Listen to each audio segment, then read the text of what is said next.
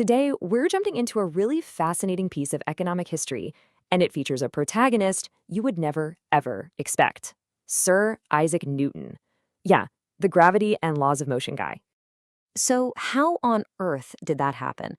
It sounds completely made up, but believe it or not, it's the true story of how a tiny miscalculation from one of the greatest minds in history had these massive, world-changing consequences. He literally stumbled into creating the gold standard. All right, so to really get what Newton did, we first have to wrap our heads around the monetary system he was trying to fix. It was this chaotic mess called bimetallism, and honestly, it was causing all sorts of problems. So back in 18th century England, both gold and silver coins were official money. The government's big idea was, hey, let's just fix the value of gold relative to silver. Create this nice, stable two-metal currency. But, and this is a big but, there was a huge flaw baked right into the plan. And this is where the whole thing gets really tricky. You had the government's official mint ratio, which was set in stone. But then you had the market ratio out in the real world, which was always bouncing around based on supply and demand. And here's the kicker. These two numbers were pretty much never the same. And that gap, that misalignment, that's where the real trouble and opportunity started. It created this golden opportunity, pun totally intended, for any clever merchant. They could basically buy a metal where it was cheap and sell it where it was expensive for a guaranteed profit. This is called arbitrage, and while it made them rich, it was absolutely wrecking the country's currency. This is a perfect example of something called Gresham's law in action. The idea is that bad money drives out good. So if the government overvalued gold, gold became the bad money. Silver, which was now undervalued, became the good money. And people aren't stupid, right? They'd hang on to the valuable silver, maybe melt it down or sell it abroad, and spend the overvalued gold. So what you have is a full-blown currency crisis in England. The silver coins that people needed for just, buying bread were literally disappearing from the country. And who did they call in to solve this incredibly complex economic puzzle? None other than our scientific legend, Sir Isaac Newton.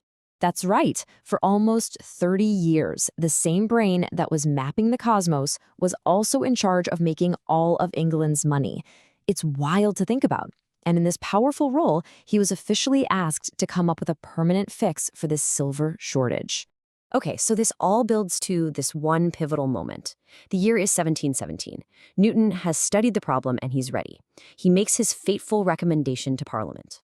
His goal was totally logical. He wanted to stop the silver from vanishing.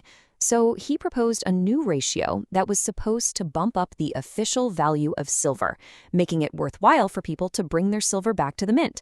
On paper, it was a solid plan. But here's the thing. His math was just a tiny bit off. The adjustment he made was just too small.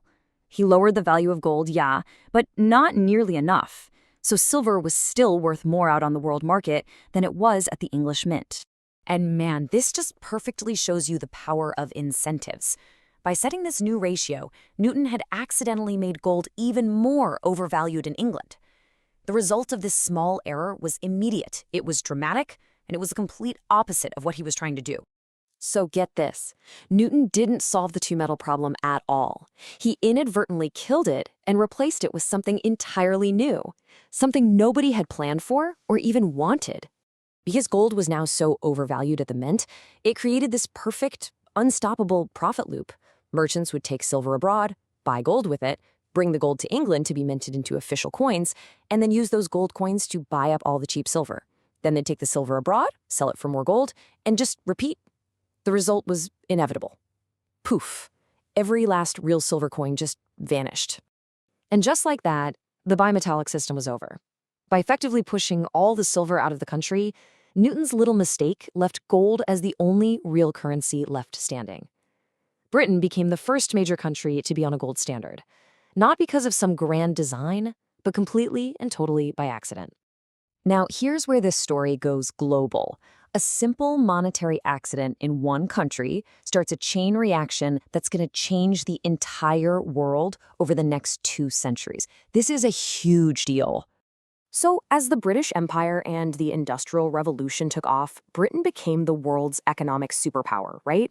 And so its monetary system, this new accidental gold-based system, it became the benchmark. Everyone looked at Britain and thought, whatever they're doing, it's working. What happened next was basically a domino effect. Other countries wanted to trade with Britain, they wanted to borrow from Britain, so they started copying its system.